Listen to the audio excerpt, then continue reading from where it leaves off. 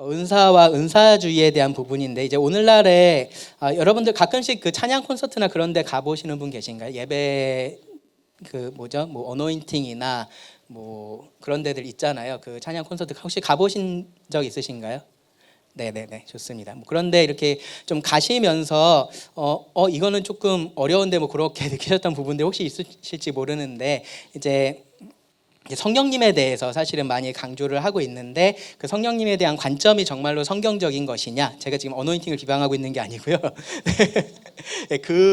이제 그런 데서 가끔씩 이야기되고 있는 이 성령님에 대한 이야기들이 올바른 것이냐? 이제 그 얘기를 조금 하고 싶어서 성경에서 말하고 있는 이 은사에 대해서 좀 말씀을 나누고 싶어요.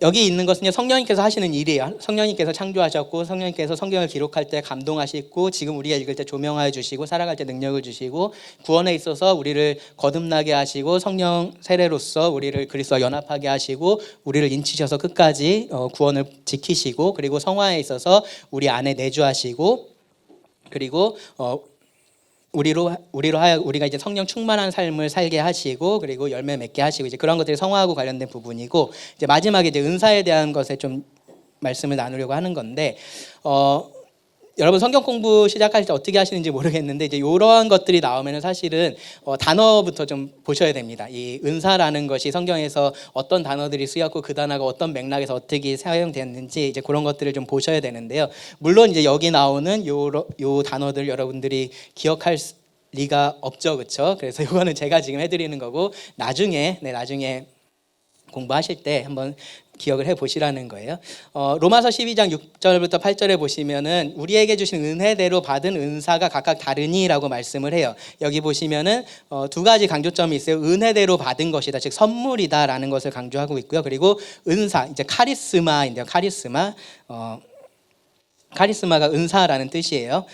그 은사가 각각 다르니라고 얘기를 해요. 그러니까 우리가 은혜라고 얘기했을 때 은혜로 받는 거 생각하면 제일 먼저 떠오르는 게 구원이잖아요. 그렇죠? 구원. 근데 여기에 보면은 그것이 각각 다르다라고 얘기를 하고 있잖아요. 그러니까 이것은 분명히 구원을 말하고 있는 건 아닐 거예요. 구원은 우리가 다 똑같이 받지 다르게 받지 않잖아요. 이것은 특별한 교회 안에 하나님께서 주시는 은사에 대해서 이야기를 하고 있다라는 것을 볼 수 있는 표현이에요. 하나님께서 교회 안에 하나님께서 우리들에게 좋은 것들을 주시는데 그 중에서 교회의 사역과 관련된 어떤 재능들, 능력들을 주신다라는 겁니다. 베드로전서에서도요, 이 은사에 대해서 은사를 받은 대로 하나님의 여러 가지 은혜를 맡은 선한 청지기 같이 서로 봉사하라라는 말씀이 있습니다. 하나님께 받은 거고 그것이 각각 다르다라는 것을 지금 얘기를 하고 있어요. 신령한 것이라는 표현이 고린도전서에서 나오는데요. 여기서도 이제 은사에 대한 표현이에요. 이 은사라는 것이 육에 속한 것이 아니라 영에 속한 것이다라고 얘기를 하는 거예요. 지금 어떤 능력에 대해서 얘기를 하고 있는 건데 육적인 재능, 그러니까 노래를 잘한다거나 뭐 기타를 기가 막히게 친다거나 그런 거 얘기하는 게 아니라는 거죠. 영적인 은사를 지금 얘기를 하고 있는 겁니다. 그리고요, 요 말씀들을 보시면요, 이 영적인 것에 대해서 얘기를 하면서 그 목적에 대해서 얘기를 하죠. 교회의 덕을 세우기 위해서 한다라고 말씀을 합니다. 영적인 은사의 목적은 영적인 데 있어요. 교회의 덕을 세우는 것. 그러니까 덕을 세운다라고 얘기하면 이게 무슨 말인지 조금 안 와닿으실 수도 있는데 교회의 유익을 위해서라고 그렇게 이해를 하시면 편할 것 같습니다. 그러니까 궁극적으로는 모든 것들을 통해서 우리가 하나님께 영광을 돌리잖아요. 그렇죠? 근데 은사라는 것은 교회의 덕을 세우는 것으로서 하나님께 영광을 돌리는 것이다. 이제 그렇게 생각을 하시면 돼요. 뭐 봉사의 일을 하고 하는 그러한 모든 것들을 통해서 그렇게 하는 겁니다. 그러니까 이 은사라는 것은 누구에게 주어질까요? 구원받은 사람, 구원받지 않은 사람. 구원받은 사람이겠죠. 그렇죠? 구원받지 않은 사람이 이러한 일을 하고 싶어 할 이유도 없잖아요. 그렇죠? 그러니까 구원받은 사람에게 주어지는 특별한 영적인 재능이다라고 보시면 됩니다.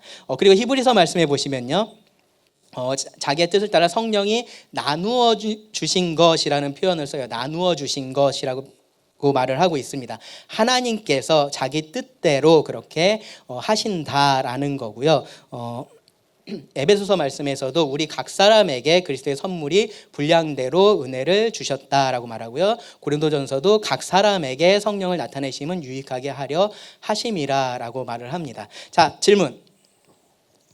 은사는 언제 받을까요? 1번 태어날 때, 2번 구원받을 때, 3번 구원받고 나서 좀 지나서, 4번 구원받고 나서 지속적으로. 자, 1번이라고 생각하는 사람 없어요? 2번. 네, 한 서너 분 계시고요. 3번 안 계시고, 4번 또 몇 분 계시네요. 그렇죠? 네.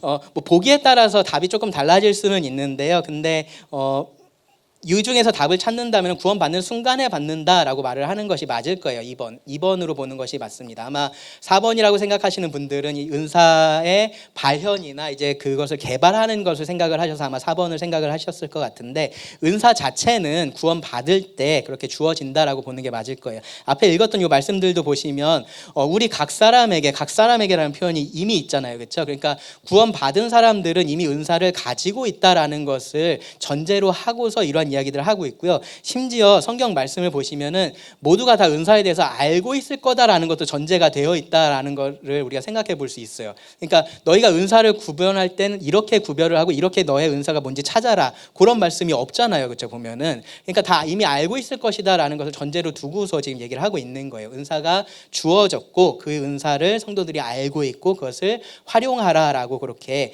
이야기를 하는 겁니다.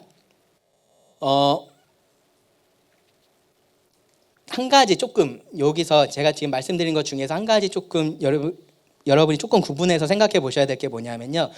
은사가 아니어도 어떤 영적인 부분에 있어서 기본적인 능력이 있거나 혹은 그것에 대한 책임이 있는 경우들이 있어요. 내가 이것에 대해서 꼭 은사가 아니어도 그것에 대해서 기본적으로 우리가 어떤 능력을 가지고 있고 그리고 그것에 대한 어떤 책임이 있는 것들도 있어요. 예를 들어서 전도를 생각해 보세요. 전도에 대해서 전도의 은사를 가진 분들이 계신가요? 네, 있어요. 그렇죠? 전도의 은사를 가지신 분들이 전도를 하시면 정말로 옆에서 보면 저기서 어떻게 저런 말을 하지 막 그러면서 듣고 있게 돼요. 전도의 은사를 가지신 분들이 있어요. 근데 그러면 전도의 은사를 가진 사람이 아닌 나머지 사람들은 전도를 할 수 없나요? 아니에요. 그렇죠? 기본적인 것들은 가지고 있는 거죠. 그러니까 은사라는 것이 어느 정도의 능력에서 우리가 구분을 짓느냐, 이제 그것이 굉장히 조금은 어려울 수 있는 거예요. 그래서 그런 게 이런 것들도 좀 흥미로울 수 있는데 이게 나는 이걸 한 번도 내 은사라고 생각해 본 적이 없는데 교회를 옮겼어. 다른 교회를 간 거죠. 갔더니 그 교회에서 다 나한테 이게 은사라 그러는 거야. 나는 뭐 말씀이나 그런 것들 전에 있던 교회에서 한 번도 해본 적도 없고 그런데 여기에 가니까 나한테 말씀의 은사가 있다 그래서 말씀을 막 하라 그러는 거죠. 그런 일들이 가능할 수 있다라는 거예요. 왜냐하면은 이것이 그러니까 큰 규모의 교회에 있었을 때는 이 은사가 잘 드러날 수 있는 환경이 안 됐었다가 작은 규모의 교회에 가니까 그런 것들이 드러나거나 이제 그러한 일들은 충분히 가능하기는 하다라는 겁니다. 그래서 그러한 어떠한 우리들이 좀 기본적으로 가질 수 있는 능력들 그리고 그것을 우리가 은사라고 할 거냐 말 거냐 그런 것들을 구분하는 선은 조금은 모호한 부분이 있을 수는 있다라는 것들을 여러분 생각을 하셔야 돼요. 근데 이제 제가 좀 말씀을 드리고 싶은 건 뭐냐면은 교회 어떤 일에 대해서 가끔씩 이렇게 반응하는 분들이 계세요. 그러니까 교회 어떤 일이 필요해서 찾아가서 이것 좀 해보면 어때? 그러니까 저는 그게 은사가 아닌데요. 라고 그렇게 이야기를 하는 경우들이 종종 있어요. 근데 이제 그러한 부분에 대해서 여러분 잘 생각을 해 보셔야 돼요. 정말로 내가 그것을 하면 안 될 사람일 수도 있어요. 네, 저는 주일학교 같은 거 하면 안 될 사람이긴 하거든요. 애들이 저를 별로 안 좋아해요. 그래서 안 될 사람이에요. 근데 저도 주일학교 교사를 했었어요. 네. 교회 필요가 있어서 그런 것들을 해야 된다라고 생각해서 했었거든요. 그러니까 여러분들 어떠한 부분에 있어서는 내가 은사가 아니더라도 그렇게 해야 되는 경우들도 있고 혹은 어떤 상황이 되면 내가 그것을 마치 은사처럼 그렇게 해야 되는 상황들도 있다. 이제 그런 생각도 한 가지 좀 해주셨으면 좋겠습니다. 자, 네. 은사에 대해서 그래서 정리를 하자면요, 이렇게 정리할 수 있어요. 하나님께서 주시는, 그러니까 은사는 영적인 능력인데 하나님께서 주시는 거고 교회의 지체에게 교회를 세우기 위해서 주시는 거다. 이제 그렇게 잘 정리를 해 주시면 좋을 것 같습니다. 자, 근데 우리가 조금 구분해야 될 게 있어요. 자, 성령의 은사와 성령의 열매라는 것이 비슷해 보여요. 그러니까 이 열매라는 것도 결국은 능력하고 관계된 거 아니야? 이제 그런 생각들이 조금은 들 거예요. 근데 분명히 좀 구분을 우리가 해야 됩니다.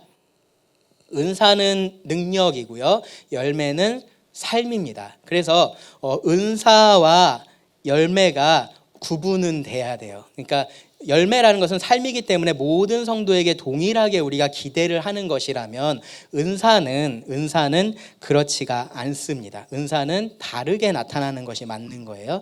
그리고 은사는 받는 거고요. 열매는 추구하는 겁니다. 그러니까 은사라는 것은 아까 계속 얘기했지만 하나님께서 나눠주시는 거예요. 성령님께서 나눠주시는 거죠. 내가 원하는 것하고 상관없이 그 주인 되신 하나님께서 이러이러한 필요들을 보시고 그런 은사들을 주신다라는 거예요. 그래서 받는 거고요. 열매는 추구를 하는 겁니다. 내가 그 열매를 맺기 위해서 해야 하는 일들이 있습니다. 그 다음에 은사는 특정된 거고요. 열매는 보편적인 겁니다. 은사는 특정 분야에 한정이 되는 거고 열매는 보편적인 것이다 라는 것을 여러분 아셔야 돼요.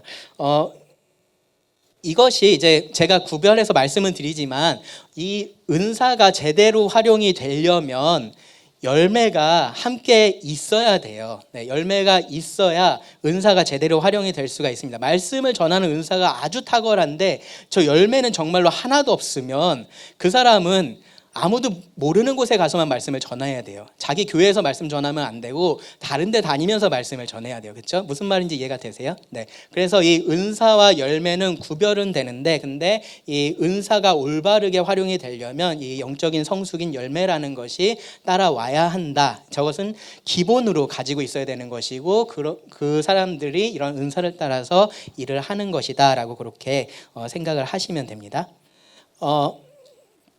재능하고 네. 그럼 재능하고 은사, 그러니까 우리가 육체의 재능하고 그럼 은사는 구별할 수 있느냐? 네, 이렇게 구분을 할 수 있습니다.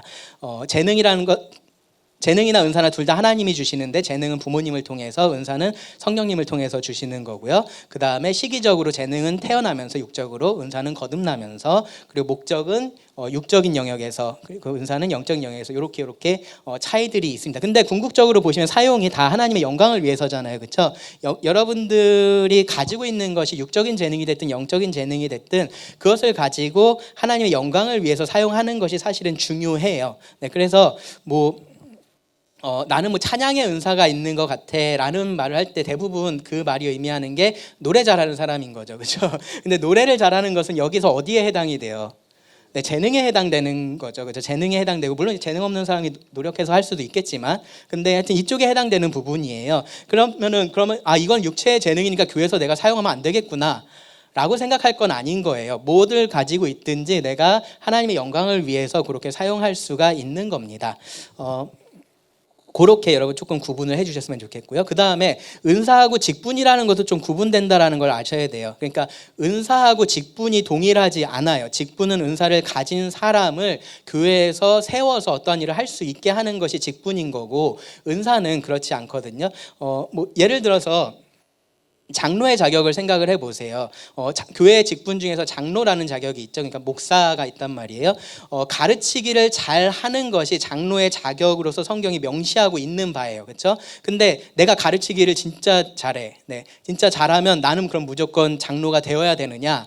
그렇진 않다라는 거죠. 네, 그것은 교회에서 분별해서 세우고 말고 할 문제지 내가 은사를 가지고 있다고 해서 교회에서 꼭 어떤 일을 무조건 해야만 하는 건 아닌 거예요. 내가 노래를 잘한다고 해서 무조건 찬양팀에 들어가야 되는 거고 내가 가르치기를 잘한다고 해서 무조건 교회에서 말씀을 전해야 되는 거고 내가 유치원 교사니까 무조건 교회에서 유치부 맡아서 해야 되는 거고 그렇지 않다라는 거죠. 네.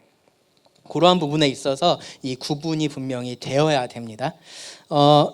은사에 대한 분류를 보시면 성경에서 이제 이 정도를 이야기를 하고 있는데 이것이 은사의 모든 은사를 그러니까 모든 종류의 은사를 다 말하고 있다 그렇게 얘기할 수 없어요. 그러니까 은사의 분류에 대해서 얘기를 하고 있고 가장 크게 보면 저 끝에 베드로전서 말씀처럼 말하는 은사, 섬기는 은사, 그러니까 우리가 입의 은사와 손의 은사 이제 그렇게 구별해서 이야기를 하거든요. 그러니까 그렇게 크게 분류해서 말을 할 수도 있고요. 그리고 이제 다른 여러 가지 기준에 따라서 나눌 수 있는데 근데 뭔가 일치하는 전체 은사 목록에 전체 은사 목록 이제 그런 것들은 없어요. 저 청년 때 이제 가끔 그런 거 했었거든요. 은사 테스트라 그래가지고 막 이렇게 MBTI 하는 것처럼 이렇게 체크하고 그러면은 마지막에 당신의 은사는 뭐입니다. 그런 거 했었거든요. 혹시 여러분들도 하시나요 그런 거? 지금 안 해요? 네. 은사 이제 관심이 없나요? 네, 그게 궁금했었어요. 그러니까 은사를 어떻게 알아야 되지 이제 그런 게 궁금해서 그렇게 했었던 것 같은데 근데 사실 은사라는 게 뭐 그런 게 이제 생각해볼 만한 거리는 되지만 이제 그렇게 발견되는 것은 아니기는 합니다. 은사에 대해서 몇 가지 좀 우리가 질문이 드는 게 있어요. 저는 은사가 없는 것 같아요. 그런 분 계신가요? 저는 아무리 생각해봐도 은사가 없는 것 같아요. 그런 생각을 가질 수는 있는데요. 실제로 은사가 없는 건 아니에요. 구원받은 자라면 하나님께서 교회의 일원으로 그를 두시기 때문에 분명히 필요한 은사를 주십니다. 근데 육체 재능하고 똑같아요. 육체 재능도 난 아무 재능도 없는 것 같은데 라고 생각하는데 사실은 없지는 않아요. 그것을 본인이 모르고 있고 개발되지 않고 있고 이제 그런 경우가 있는 것처럼 은사도 사실은 마찬가지입니다. 누구나 다 구원받은 자라면은 은사가 있습니다. 자, 두 번째, 각 그리스도인은 하나의 은사만 받냐? 이거는 하나의 은사를 어떻게 정의하느냐에 따라서 답이 좀 달라질 수 있어요. 앞에서 제가 보여드렸었던 그 많은 목록 중에서 그 중에서 여러 개를 가질 수 있는 질문이냐? 라고 물어보면은 네, 맞아요. 네, 그 목록 중에서 여러 개의 은사를 가질 수 있어요. 가르치는 은사를 가진 사람이 뭐 다른 뭐 섬기는 일도 잘할 그런 은사도 가질 수 있고 여러 가지 은사를 그렇게 가질 수도 있습니다. 그런데 저는 그렇게 보진 않고요. 각 사람은 하나의 은사만을 받는다고 봐요. 근데 그 의미가 뭐냐면은 그 사람의 은사가 독특하다라는 거죠. 그 사람만 가질 수 있는 은사라는 의미에서 독특해요. 그러니까 저도 앞에서 말씀을 전하지만 다른 교회 안에서 말씀을 전하시는 분들이 계시잖아요. 그렇죠? 근데 그분들의 말씀을 전하는 은사와 저의 말씀을 전하는 은사가 똑같진 않다라는 거예요. 그러니까 그 사용되는 방식이나 그런 것들이 다르다는 거죠. 그러니까 어떤 분은 앞에서 말하는 거는 굉장히 잘하시는데 이렇게 소그룹으로 모아놓고서 얘기하라 그러면 이렇게 좀 어려워하고 그런 분들 계시고, 반대로 이렇게 몇 명 모아놓고서는 정말로 잘하시는데 앞에 나오면 어려워갖고 말씀 못하시는 분 계시고, 그러니까 그런 것들을 우리가 가르치는 은사라고 해서 한 뭉텅이로 둘 수는 있는데 그 안에 사람마다 다른 것들을 가질 수 있다라는 거예요. 그 분량도 다를 수 있고 그것이 나타나는 방식이 다를 수도 있고, 그리고 거기에 더해서 이 사람은 가르치면서 뭔가 이렇게 돌보고 하는 것들을 잘할 수도 있고, 근데 이 사람은 이제 그렇지 않은 사람도 있고, 그러니까 그런 측면에서 은사는 각 사람에게 독특하게 하나가 주어진다라고 저는 그렇게 보는 것이 조금 더 맞다라고 생각을 합니다. 모든 은사를 가진 사람도 있느냐? 그렇진 않겠죠. 그렇죠? 모든 은사를 가지고 있으면 그 사람 하나만으로 교회가 된다라고 말을 해야 되는데 그렇지 않잖아요. 4번 똑같은 은사도 있느냐? 네. 그것도 아까 방금 말씀드렸었던 것처럼 그 기준에 따라서 그렇다라고도 할 수 있고 아니다라고도 할 수 있어요. 저는 똑같은 은사는 없다. 이 사람의 은사는 이 사람에게만 독특한 거다라고 보는 것이 더 좋다라고 생각합니다. 그래서 5번, 제 은사는 별로 중요한 것 같지 않은데요. 아니요, 모든 은사가 그래서 중요합니다. 왜냐하면 다 독특하니까. 아까 그 교회를 건물에 비유를 했잖아요. 교회 건물에 대해서 얘기할 때 항상 저는 그 얘기를 하는데 교회 건물은 벽돌로 짓는 건물이라기보다는 그냥 우리가 밖에서 돌을 캐와서 그 돌들을 이렇게 잘 맞춰가지고 짓는 그러한 건물이라고 생각하는 것이 조금 더 그 비유에 맞는 것 같아요. 그래서 우리가 하나님께서 이 부분을 이렇게 비워두셨으면 그렇게 맞는 누군가를 거기에 끼워 넣는 것이 맞는 거죠. 그렇죠? 그런 면에서 독특한 은사들 모두가 다 독특한 은사를 가지고 있고 어떤 은사도 중요하지 않은 은사는 없다. 그 은사가 아니면 그 자리를 채울 수가 없다. 그렇게 보는 것이 더 중요하다라고 생각을 합니다. 은사를 나눌 때 이제 이렇게 여러 가지로 나누는데 아까 처음에 말씀드렸던 은사주의나 이제 그런 쪽에서 그런 이야기들은 요 4번에 대한 문제예요. 은사의 지속성에 대한 부분, 특별히 이적의 은사들, 우리가 기적의 은사라고 이야기하는 그러한 은사들이 오늘날까지 계속해서 이어지고 있느냐, 그렇지 않느냐에 대해서 이제 은사를 어떻게 나누어야 하는지를 그렇게 다르게 보고 있습니다. 은사를 이제 지속성에 따라서 이제 분류를 하는데 은사 중지론과 그리고 은사 지속론이라는 것이 있어요. 이게 모든 은사에 대해서 은사가 중지됐다라고 말을 하고 있는 게 아니고요. 특별히 이제는 중지가 돼서 교회에 더 이상 주어지지 않는 그러한 은사가 있다라고 믿는 것이 은사 중지론이고, 그리고 여전히 모든 은사가 똑같이 유효하다라고 주장하는 것이 은사 지속론이고요.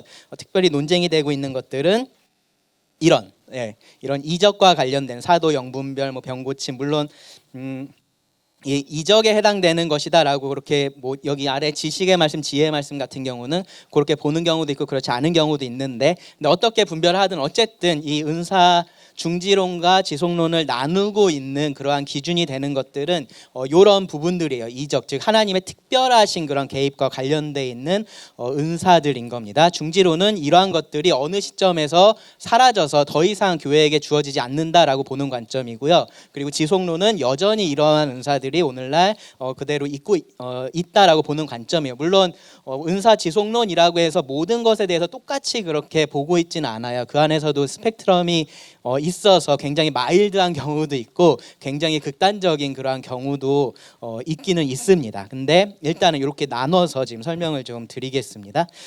은사주의라고 하는 것이 저희 은사 지속론하고 굉장히 깊이 관계가 있습니다.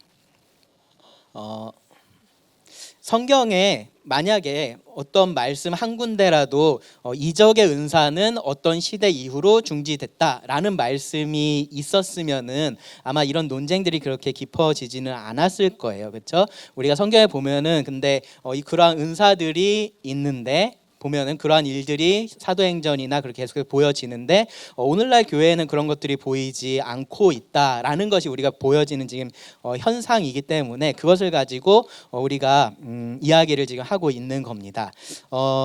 그러면 성경에서 분명하게 그렇게 말하고 있지 않은데 왜 은사가 중지됐다라고 그렇게 이야기를 하느냐? 몇 가지 우리가 좀 생각해 볼 만한 근거들이 있어요. 전 5가지로 이제 정리를 해봤는데 먼저 그러한 이적의 역할, 그리고 사도와 선지자의 역할, 그리고 교회의 역사, 성경의 충분성, 은사의 상이점 이제 그렇게 해가지고 5개로 좀 살펴보겠습니다. 먼저 이 이적의 역할을 보면요, 사도행전 2장 22절인데요. 말씀해 보면은 이 중간에 예수로 큰 권능과 기사와 표적을 너희 가운데서 베푸사 너희 앞에서 그를 증언하셨느니라라고 말씀을 하잖아요. 그렇죠? 그러니까 이 이적의 역할이라는 것이 하나님께서 어떠한 말씀을 그러니까 계시를 특별한 계시를 어떤 사람을 통해서 하실 때 그 사람의 말이 사실이다. 이것이 하나님께로부터 온 것이다라는 것을 보여주는 그러한 증거로서 주어진 것이 이적의 역할이었다라는 거예요. 이 말씀에서도 보시면요, 사도의 표가 된 것은 내가 너희 가운데서 모든 참음과 표적과 기사와 능력을 행한 것이라. 바울이 하고 있는 얘기잖아요. 그렇죠? 자기가 행한 이적이 내가 사도라는 것에 대한 증거다. 이것이 표가 된다. 이제 그렇게 말을 하고 있는 거예요.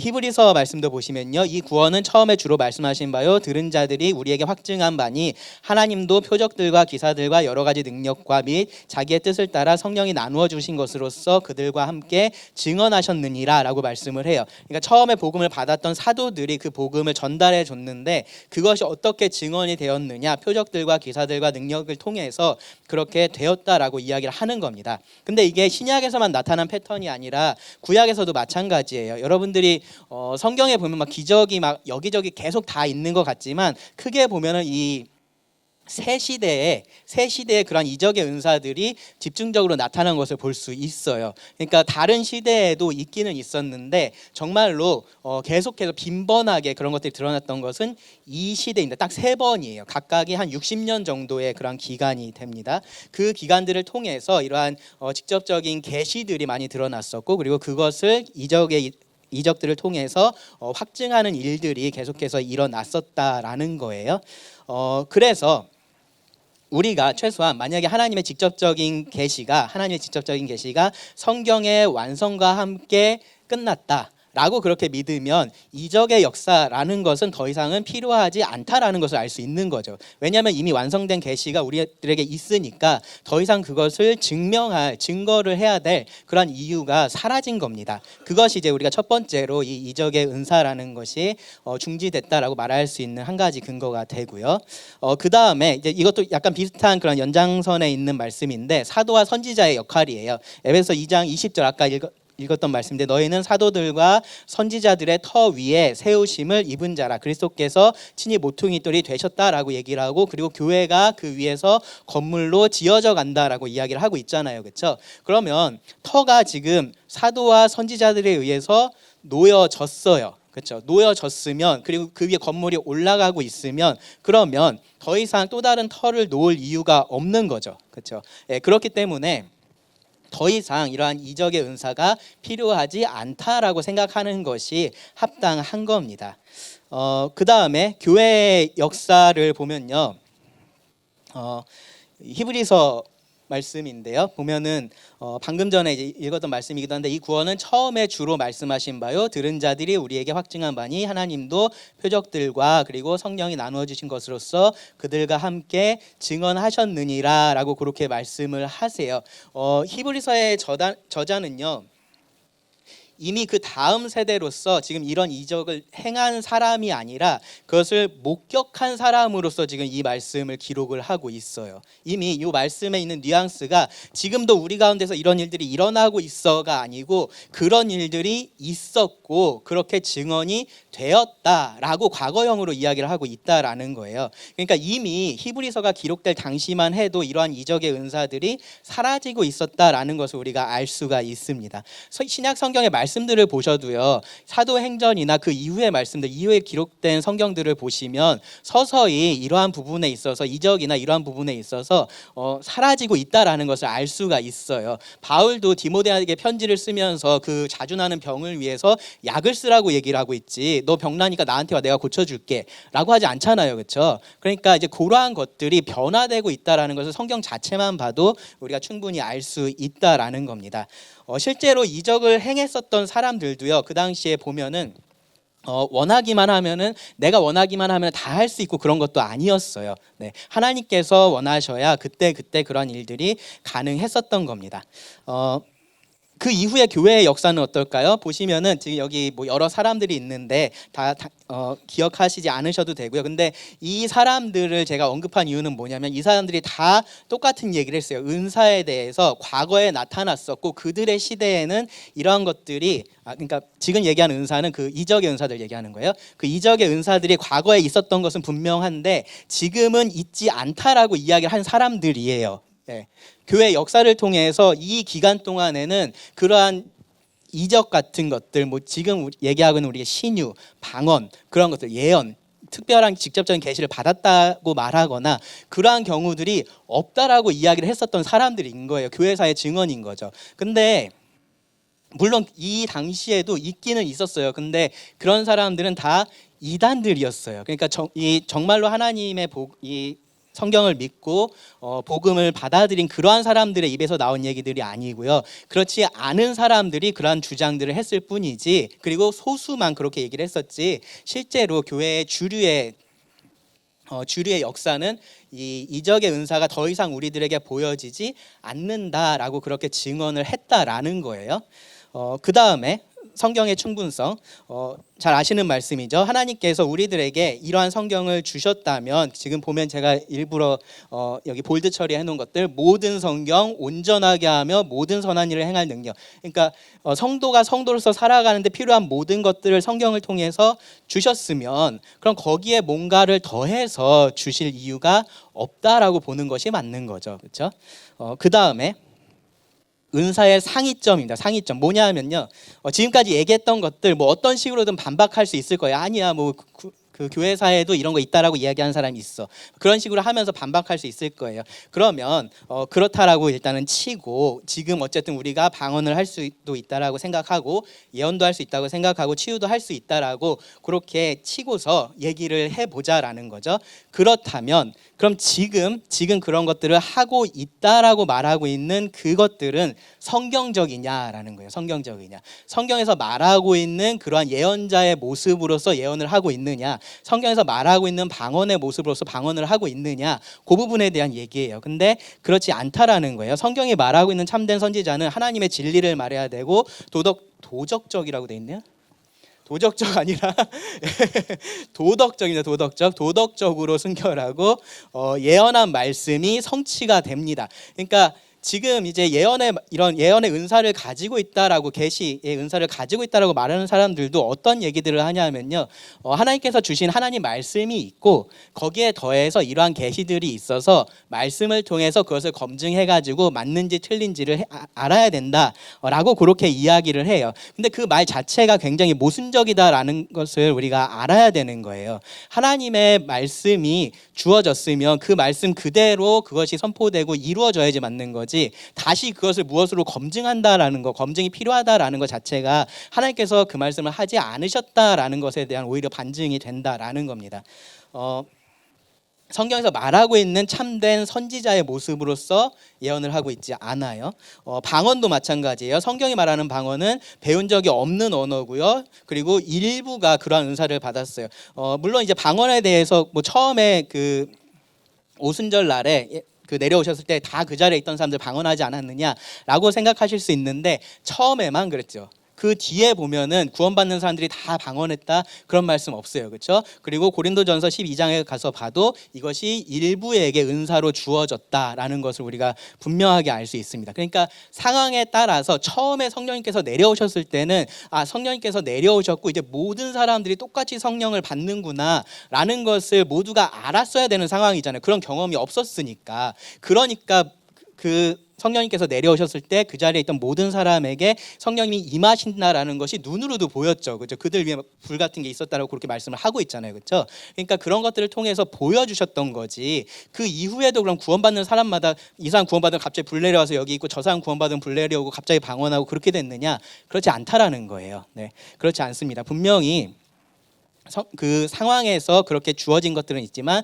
이후에 그것이 그러니까 이것이 구원받는 사람의 일반적인 모습이라고 그렇게 되어 있지는 않습니다. 일부가 그러한 은사를 받았었어요. 그리고 고린도전서 14장에 보면은 통역되어야 된다라고 이야기를 하고 있고요. 그 다음에 이 방언의 은사가 사적인 것이 아니라 공적으로 이루어지는 것에 대해서도 말씀을 하고 있고요. 그리고 그것이 차서를 따라서 차례대로 되어야 할 것에 대해서 말을 하고 있어요.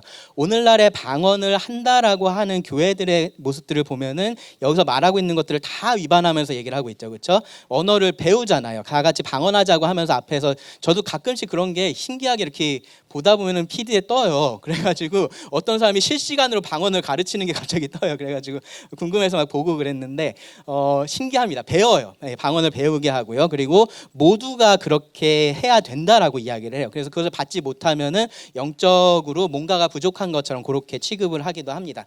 통역하는 것을 저는 들어보지 못한 것 같아요. 이 방언에 대해서 통역하는 것을 보지 못했고요. 그리고 이제 요 방언에 대해서 조금은 이렇게 너무 극단적으로 얘기하지 않는 경우에는 그렇게 다 같이 모여서 하는 방언 그런 거 말고 나는 하나님하고 기도할 때 내가 방언으로 하면 뭔가 더 마음이 잘 통하는 것 같은 느낌이 들어요. 이제 그렇게 얘기하시는 분들이 계세요. 근데 그렇게 방언이 주어졌느냐? 그렇지 않다라는 거죠. 공적인 기도예요. 차례대로 되고 있지도 않습니다. 모두가 다 같이 모여서 동시에 그렇게 하고 있어요. 그러니까 만약에 지금의 그런 은사가 있다라고 해도 지금 그것이 사용되고 있는 교회들에서 방언을 한다라고 말하고 있는 그런 교회들에서 이것이 올바르게 사용되고 있느냐? 그렇지 않다라는 겁니다. 성경에서 말하고 있는 방언의 모습이 아니다라는 거예요. 그 다음에 성경이 말하고 있는 치유에 대해서도 우리가 똑같이 생각할 수 있어요. 성경이 말하는 치유는 환자의 믿음을 요구하지 않아요. 물론 예수님께서 그 병자들 고치실 때 내 믿음대로 될지어다라고 말씀하신 경우들이 있죠. 그렇죠? 근데 언제나 그러셨나요? 아니에요. 네, 아닙니다. 그렇다고 상관없이 예수님은 원하시면 언제든지 병자를 고치셨습니다. 그런데 지금 이제 이러한 치유의 그런 능력이 있다라고 하면서 그런 치유 집회 같은 거 하는 경우에는요, 이렇게 해서 안 고쳐지면 뭐라 그러냐면은 믿음이 부족합니다라고 얘기를 해요. 믿음이 부족해서 안 됐습니다라고 얘기를 합니다. 다른 거죠. 두 번째, 즉각적이고 완벽하고 지속적인 효과. 네, 예수님께서 그렇게 병을 고치셨을 때 그것은 즉각적으로 그 자리에서 완전하게 새로운 창조가 일어나는 그러한 병 고침이었어요. 근데 지금의 그러한 은사주의에서 말하고 있는 치유는 그렇지 않습니다. 세 번째, 누구도 부인하지 못하게 그렇게 치유가 행해졌었는데 지금은 보면은 저 사람 아팠던 거 맞아? 네, 약간 그런 생각이 드는 거죠. 네, 그렇게 정말로 그리고 고쳐졌다고 하는데 좀 지나니까 다시 아프기도 하고 지난번 집회 때도 나와서 분명히 고침 받았던 것 같은데 다음 집회 때도 또 나오고 이제 그러한 모습들이 있는 거죠. 네 번째, 계획되지 않는다. 그러니까 뭐 내가 언제 가서 누구 고쳐줄게 그렇게 하지 않았고요. 언제나 예수님께서는 그 자리에서 그렇게 병을 고쳐주셨습니다. 그래서 지금 그러한 것들이 있다라고 해도 그것이 성경에서 말하고 있는 대로 되어지고 있느냐? 그렇지 않다라는 거예요. 그래서 지금 이제 그런 얘기들을 하는 거죠. 아까 전에 얘기했던 것처럼 이런 기간들이 있었는데 이제 이 은사주의 쪽에서 이제 얘기하는 게 뭐냐면 이런 기간들이 있었는데 이걸 부인할 수는 없으니까 근데 지금은 말세가 돼서 하나님께서 새로운 영을 지금 다시 부어주고 계시는 거고 그러한 것들을 지금 우리가 목격하고 있는 거다라고 그렇게 주장을 해요. 근데 그렇다면 지금 우리들에게 나타나는 그 모습이 성경에서 말하고 있는 모습하고 일치해야겠죠. 근데 그러고 있지 않다라는 겁니다. 그래서 그것들을 우리가 받아들일 수 없다라는 거예요. 은사주에 대해서 그냥 짧게만 좀 말씀을 드릴게요. 아까 말씀드린 성령의 그러한 이적이나 계시적인 은사가 오늘날 존재한다라고 그렇게 믿고 그리고 그것을 추구해야 한다라고 그렇게 말하는 것이 사실은 은사주의예요. 말씀드렸던 것처럼 이 안에서 스펙트럼이 있어서 그냥 그런 것도 있을 수도 있지 정도에서 그냥 끝나는 경우들도 있는데 이제 한국에 들어와 있는 은사주의는 사실은 그거보다 훨씬 더 많이 나가서 아까 얘기했던 특별히 방언 같은 것들 이제 그런 것들을 해야만 한다라고 그렇게 얘기를 하죠. 그래서 아마 모르겠어요. 여러분들 뭐 직장에서 다른 교회 다니는 이렇게 사람하고 뭐 어떻게 얘기하다가 보면은 뭐 혹시 방언은 언제부터 하셨어요? 뭐 그런 질문 받아본 적 없으신가요? 없으세요? 네. 다들 교회 다닌 거 모르시나요? 네, 저도 이제 직장 다닐 때 저한테 그런 질문 하셨던 분이 계셨었거든요. 그러니까 그게 너무 이제 당연한 거죠. 너무 당연하게 그렇게 생각을 하고 있는 거죠. 근데 그런 것들이 방금 말씀드렸던 것처럼 성경적인 것들이 아니다라는 거예요.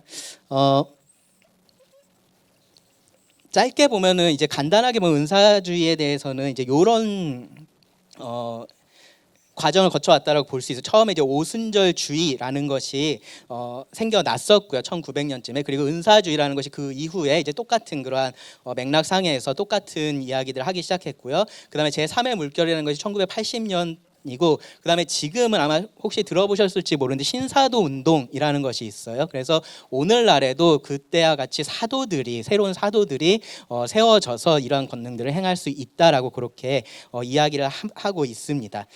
이러한 것들이 굉장히 이제 흥미로운 게 교파를 초월해서 특별히 한국 같은 경우에 교파를 초월해서 모든 교회에 이러한 것들이 다 스며 들어와 있어요. 그래서 아까 말씀드렸던 그러한 찬양 집회나 이제 그런 데를 가도 기본적으로 이런 것들이 뭔가 좀 해야 될 것 같고 막 옆에 사람들 다 하니까 나도 같이 해야 될 것 같고 약간 이제 그런 생각들을 가지실 수가 있어요. 그러니까 교회들이 많이 이런 것들을 이제 받아들인 거죠. 그러니까 아주 심하게는 아닌 교회들도 있지만 근데 기본적으로는 어느 정도는 이러한 것들을 받아들이고 있습니다. 근데 제가 이 말씀을 좀 굳이 드리는 이유는 뭐냐면은 이들이 이제 강조하는 게 뭐냐면은 감정과 경험이에요. 대부분. 네. 그러니까 성경에서 이렇게 하고 있으니까 이런 것들이 우리들에게 있어야 돼라고 말하기보다는 내가 이것을 경험했으니까 이것은 성경에 있는 게 맞아라는 식으로 항상 접근을 한다라는 거죠. 그리고 그렇게 하기 위해서 가장 좋은 게 음악이에요. 네.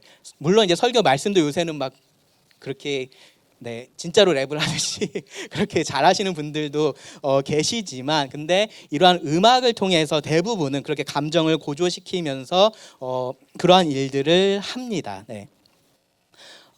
계시 하나님께서 나에게 말씀하셨다라고 말하고요. 신유 나는 기적을 경험했어라고 말하고요. 성령 세례나 성령 체험에 대해서 얘기를 해요. 그래서 너도 방언을 할 수 있고 해야 한다라고 그렇게 말을 하고 있습니다. 이러한 것들이 실제적으로 우리가 비교를 해보면 성경적인 교리보다는 개인의 체험이 강조되고 있고요. 객관적인 이성보다는 주관적인 직관에 대해서 말을 하고 있고요. 정확하게 분별을 하기보다는 그 순간의 감정을 강조를 하고 있고 그 안에 내재되어 있는 어떤 올바른 원리, 진리보다는 이렇게 하니까 뭔가 효과가 있어라는 것을 강조를 하고 있는 거예요. 실제적으로. 그래서 이런 것들 많이 받아들인 것 중에 하나가 사실은 이거하고 관련이 많이 있어요. 드러난 효과. 그러니까 실용주의라고 얘기를 하죠. 오늘날의 실용주의. 그러니까 이렇게 하면은 결과가 있는 거야. 교회에 사람들을 많이 모으고 싶은데 이렇게 하니까 사람들이 모여. 네. 가서 막 음악 이렇게 하고 하니까 사람들이 감정적으로 거기서 막 카타르시스를 느끼면서 즐거워하고 다음에 누구 데려오고 거기서 성경 만났다고 하고 하니까 그러면서 교회가 점점 커진단 말이죠. 그러니까 이런 것들을 받아들이는 것이 훨씬 더 쉬워지는 거예요. 그런 상황에서 이런 진리들을 얘기를 하고 하면은 사실은 지루한 얘기가 되는 겁니다. 은사주의에서 공통적으로 나타나고 있는 부분들이 사실은 이런 부분들입니다. 개인의 체험, 주관적인 직관, 순간의 감정, 드러난 효과를 중시하고 있고 그러한 것이 하나의 흐름으로서 지금 교회 안에서 나타나고 있다라는 거예요. 그것이 어떻게 보면 성경에서 사용하고 있는 그러한 표현들을 가지고 와서 그렇게 하고 있는 것뿐인 것처럼 저는 보입니다. 그런데 우리가 조금 여기서 봐야 될 게 뭐냐면은 이게 우리들하고 좀 먼 얘기처럼 들릴 수 있는데 사실은 이러한 부분들이 우리 안에도 있을 수 있다라는 거예요. 그러니까 이 성경의 교리나 그러니까 이 모든 것들, 객관적인 사실들, 하나님께서 나에게 분명하게 보여주신 것들, 그러한 것에 내 신앙을 묶어두지 않고 자꾸 저런 것들을 추구하기 시작하면 결국은 비슷하게, 내가 은사주의는 아닌데 근데 그렇게 비슷하게 우리가 신앙생활을 하게 될 수가 있다라는 겁니다. 왜 그러냐면 저게 굉장히 뭐랄까요, 나하고 가깝게 느껴져서 그래요. 그러니까 성경은 읽어도 이게 무슨 의미인지 잘 모르겠을 때도 있고, 뭐 성경으로 말씀하신다고 하는데 이게 말씀하는 건지 내가 들은 건지 모르겠고 이게 맞는 건지도 몰라서 누구한테 물어봐야 되고 막 그런 생각들이 드는데, 실제로 저런 것들은 직접적으로 말씀하셨다라고 얘기하니까 들었네, 알았네, 하나님께서 말씀하셨네, 이거네 라고 그렇게 좀 와닿는 거죠. 그래서 이제 그런 것들을 조금씩 더 그렇게 의지하게 되고 이제 끌리게 되고 이제 그렇게 될 수가 있어요. 물론 개인의 체험이나 주관이나 감정이나 효과나 저런 것들이 다 그 자체로서 잘못됐고 죄고 우리는 저런 것들을 무시하고 이것만 추구해야 된다, 그런 말씀을 드리는 게 아니에요. 근데 이것이 무시된 상태에서 우리가 저것이 결과적으로 실용적으로 뭔가 내 눈앞에 가깝게 느껴지니까 그런 것들을 추구하기 시작한다면 문제가 된다라는 겁니다. 그러니까 여기에서 시작을 하셔야 돼요. 이것에다가 여러분들의 신앙의 뿌리를 두셔야 돼요. 하나님의 확실한 말씀 위에서 서고 그 말씀에 순종함으로써 내가 저런 것들을 경험을 하는 거지, 경험이 너무 좋아, 나는 이런 거 하고 싶어 라고 그렇게 접근하면 안 된다라는 거예요. 이렇게 하는 것을 이제 은사주의자들이 뭐라고 얘기를 하냐면은 성령을 소멸하는 거다라고 얘기를 해요. 저것이 다 성령님께서 하시는 일인데 왜 저것을 부인하고 이거를 강조하냐, 이제 그렇게 이야기를 해요. 그러면서 이제 능력이 없는 신앙이다라고 이야기를 하기도 해요.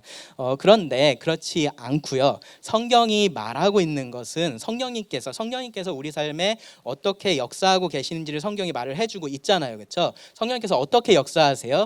말씀을 통해서, 올바른 복음을 통해서, 객관적인 사실에 기초해서 성령님께서 그 말씀, 올바른 복음들이 전해질 때에 그 말씀을 듣고 영적으로 죽은 자들이 살아나는 기적들을 일으키시는 거잖아요, 그렇죠? 그러니까 이 자리에 있는 모든 사람 한 사람이 구원받으신 분들이라면 여러분들이 그 기적의 증거들인 거예요. 정말로 성령님께서 이렇게 역사하시는구나라는 것을 우리가 지금 경험하고 있는 겁니다. 그래서 우리가 구원 간증 같은 거 나누고 하잖아요. 하면서 그래, 하나님께서 저렇게도 역사하셨구나, 나는 그런 것들 몰랐었는데 정말로 저것이 성령님의 역사구나라는 것을 우리가 알 수 있습니다. 여러분들 구원받고 나서 이 기록된 말씀들을 읽으면서 말씀이 깨달아지고요. 그리고 말씀에 따라서 살아가고 싶은 그런 마음들을 성령님께서 계속해서 불러 일으키세요. 그렇죠? 그러니까 여기까지 온 거잖아요. 그렇죠? 이 좋은 날에 여기까지 와서 이런 말씀 들으면서 내가 그게 혹시 조금 꺼져가나 다시 한번 살려봐야겠다, 그런 마음으로 오는 거잖아요. 그러니까 그러한 모든 것들을 성령님께서 우리들 가운데 하고 계시다라는 거예요. 하나님을 대적하기만 하고 항상 죄를 따라서 살았던 사람들이 지금은 성령님께서 그 안에 계시기 때문에 그러한 삶에 대해서 내가 혐오를 하고 죄를 혐오하고 그래서 빛 가운데서 살고 싶어 하고 그렇게 하지 못하는 자신에 대해서 안타까워하고 죄책감을 느끼고 하는 모든 것들, 성령님께서 죽은 사람들을 살리셔서 일어나고 있는 일들이란 말이죠. 그렇죠? 그러니까 우리가 그렇게 성령님을 바라봐야 됩니다. 성령님은 우리 삶 속에서 분명히 그렇게 역사하고 계십니다. 은사에 대해서 그럼 우리가 어떻게 활용을 해야 되냐, 이 부분에 대해서 좀 말씀을 드리면, 이게 사실은 항상 하는 얘기가 비슷합니다. 첫 번째로는 먼저 은사를 내가 발견하고 잘 활용하는 것이 정말로 중요한 거구나 라는 생각을 하셔야 돼요. 그냥 교회 왔다 갔다 하고 우리 교회 가면 참 말씀이 너무 좋아, 말씀 듣고서 끝나고 나서 청년들끼리 떡볶이 먹으니까 너무 좋아, 그런 것만 하지 마시고요. 물론 그러한 것들이 여러분들에게 필요하기도 하고 또 그런 것들이 격려가 되겠지만 거기서 멈추지 마시고 내가 이 교회의 지체로서 어떠한 일들을 할 수 있을까라는 생각을 하셔야 돼요. 성령님께서 나에게 오셨을 때 분명히 나에게 무언가를 할 수 있게 하시고 그런 능력들을 주셨을 텐데 그것이 무엇일까라는 생각들을 하셔야 된다라는 거죠.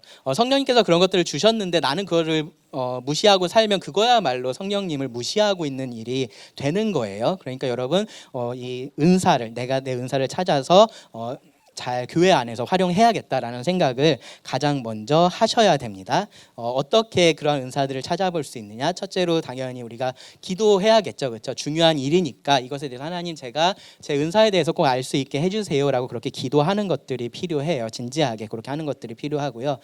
공부도 하셔야 됩니다. 네, 은사에 대해서 성령의 은사가 이런 거구나라는 것에 대해서 아셔야 되고 그리고 그러니까 성경을 통해서도 그렇지만 교회에서도 공부를 하세요. 교회에서 성도들이 다른 성도들 먼저 구원받은 성도들이 어떻게 섬기고 있는지 그런 것들을 잘 보세요. 특별히 나랑 좀 비슷한 것 같은 분들 있잖아요. 좀 성향이나 뭐 그런 것들 비슷하신 분들이 교회 안에서 어떻게 섬기고 계신지 한번 가만히 보세요. 그러면은 그런 데서 그럼 나도 저분은 저렇게 일하시는데 나는 그럼 똑같은 일을 여기서 이렇게 할 수 있겠구나. 이제 그런 것들이 좀 보일 거예요. 그래서 그러한 공부들이 좀 필요하다라는 거고요. 그 다음에 내 마음의 소원에 대해서 좀 잘 생각을 해보세요. 내가 무엇을 원하는지, 내가 뭐를 좋아하는지. 그러니까 아까 말씀드렸던 것처럼 육체의 재능이든 영적인 재능이든 다 하나님께서 주신 거니까 이건 육적인 거고 이건 영적인 거고 그거 꼭 구분하려고 고민하지 마시고요. 교회 안에서 내 눈에 보이는 것들이 뭔지, 내가 좋아하는 것들, 내가 마음이 먼저 가는 것들, 혹은 나한테 좀 부담이 되는 것들이 있다면 어떤 일에 대해서 부담이 되는 것들이 있다면 그러한 것들을 여러분 무시하지 마시고 그러한 소원에 대해서 잘 생각을 해보세요. 그리고 내가 이러한 것들에 대해서 내가 원하는 마음이 있고 그러면 그것에 대해서 해볼 수 있는 겁니다. 네, 그러한 마음의 소원이 어디에 있는지를 먼저 잘 한번 생각을 해보시기 바랍니다. 소원이 있다고 해서 반드시 그 분야의 은사가 있는 건 아니에요. 네, 노래 잘하고 싶어 하는 소원이 있다고 해서 다 노래 잘하지 않잖아요. 그렇죠? 그러니까 똑같아요. 그러니까 영적인 은사도 어떻게 하는 것이 굉장히 좋아 보였는데 그렇다고 해서 내가 거기에 은사가 있는 건 아니에요. 저도 어렸을 때 선교사가 굉장히 되고 싶었어요. 그 선교사가 되게 멋있어 보였거든요. 네, 막 다른 나라 가가지고 복음 전하고 막 그렇게 하는 모습들이 굉장히 멋있어 보여서 난 선교사가 되고 싶어. 난 선교사가 될 수 있을 것 같아. 막 그런 생각들을 했었는데 선교지 한번 갔다 오고 나서 이게 내가 은사가 아니구나라는 것을 정말로 뼈저리게 깨달았습니다. 네, 그래서 저는 다른 쪽에서 은사를 찾아서 이제 그렇게 지금 교회에서 섬기고 있는 거예요.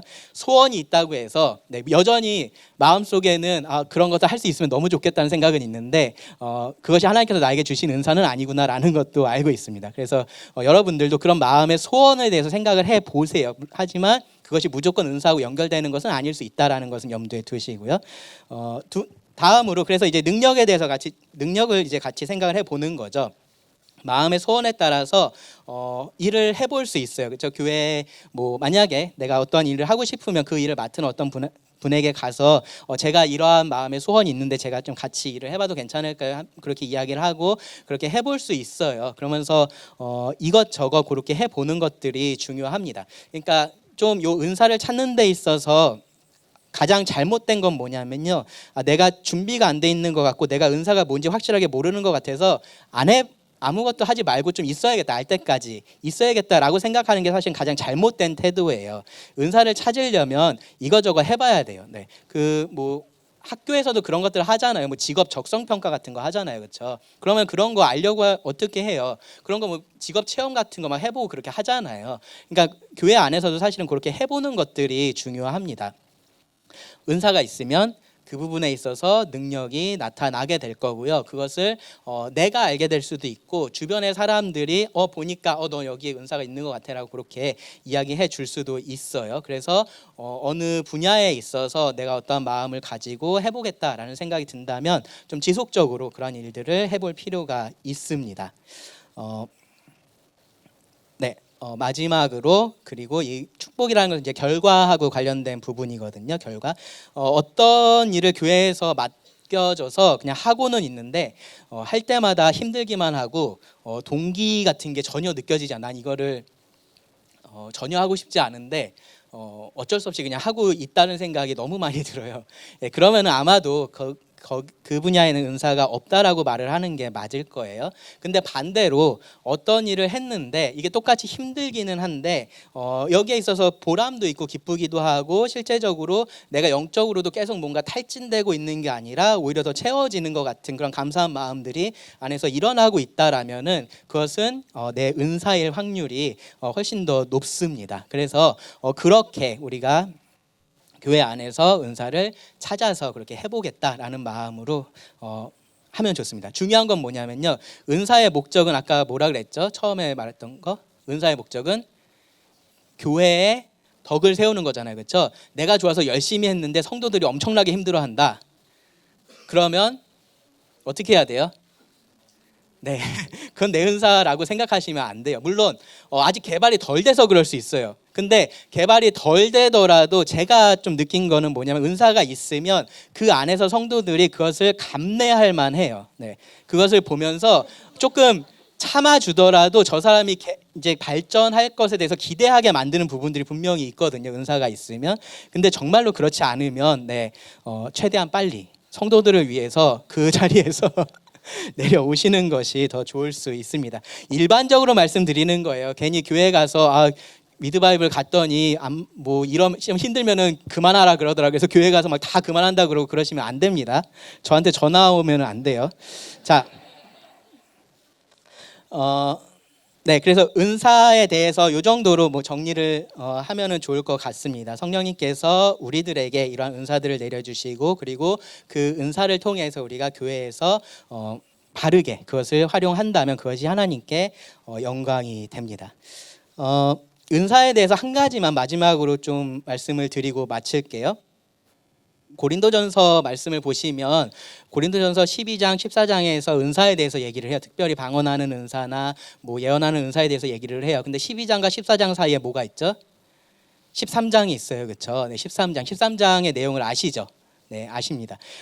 은사라는 것은요, 능력이잖아요. 그렇죠? 근데 거기에 사랑이라는 것이 항상 같이 있어야 돼요. 이 사랑이라는 것이 빠져버리면 그러면 은사는 은사로서의 역할을 못 하게 됩니다. 그러니까 여러분들이 교회에서 어떤 일을 하시든지 무슨 일을 하시든지 요 13장을 잊지 마시고 교회 안에서 최선을 다해서 그렇게 섬기실 수 있기를 바랍니다.